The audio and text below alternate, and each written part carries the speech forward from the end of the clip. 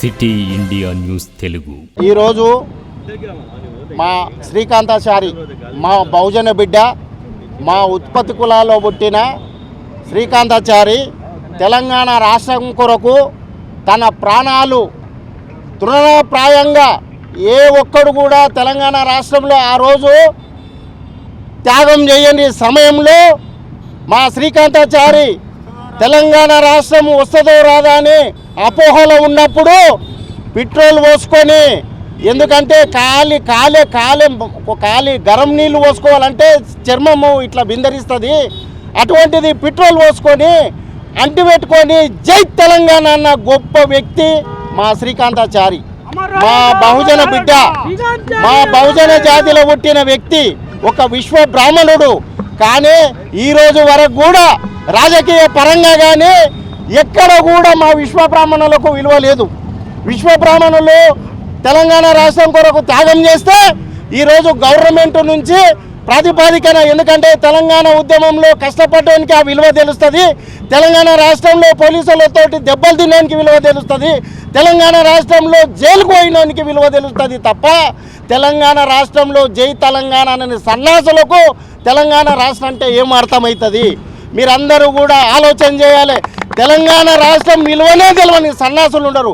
ఈరోజు శ్రీకాంతాచారి రాష్ట్రం కొరకు చచ్చిపోతే ఆయన యొక్క విగ్రహానికి కనీసం ఒక నివాళులర్పించే దిక్కు లేదు, దివానా లేదు. ఎందుకయ్యా? అదే రాష్ట్రంలో వ్యక్తిగతంగా ఏవేవో ప్రోగ్రాములు చేస్తారు, కానీ రాష్ట్రం కొరకు ఈరోజు ప్రాణత్యాగం చేసి రాష్ట్ర ఏర్పాటులో భాగస్వామ్యమైన శ్రీకాంతాచారి ప్రోగ్రాం చేయరా? ఎంతవరకు ఇది సమంజసము? రాష్ట్ర ప్రజలందరూ చూస్తుండ్రు. ఎందుకంటే మంచేదో చెడోడో గమనించనంత నిస్సహాయ స్థితిలో లేరు జనం. ఈరోజు రాష్ట్రం కొరకు కష్టపడి తెలంగాణ ఉద్యమకారులం మేము ఈరోజు వరకు. మొన్న ముఖ్యమంత్రి గౌరవనీయులైన రేవంత్ రెడ్డి ముఖ్యమంత్రి గారు ఏం చెప్పిండు? మేనిఫెస్టోలో ఎలక్షన్లో మాకు తెలంగాణ ఉద్యమకారులు పనిచేస్తే 250 గదాల ప్లాట్ ఇస్తా అని చెప్పిండు. ఈరోజు వరకు కూడా దాని గురించి మళ్ళీ ఊసే లేదు. అమరులైన వారికి ప్రతి ఒక్క ఇంట్లో ఉద్యోగం ఇస్తా అన్నారు. ఎంతమందికి ఇచ్చిండ్రు ఉద్యోగాలు? అది కూడా ఇంతవరకు ఊసే లేదు. మా తెలంగాణ ఉద్యమకారుల తరపున నా ప్రాణం ఉన్నంత వరకు ఖచ్చితంగా పోరాడతా.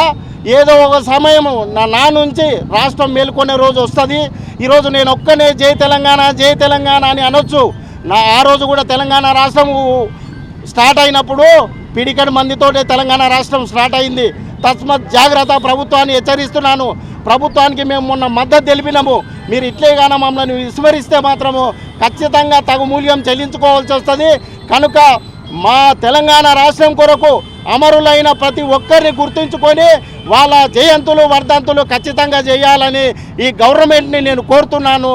జై తెలంగాణ.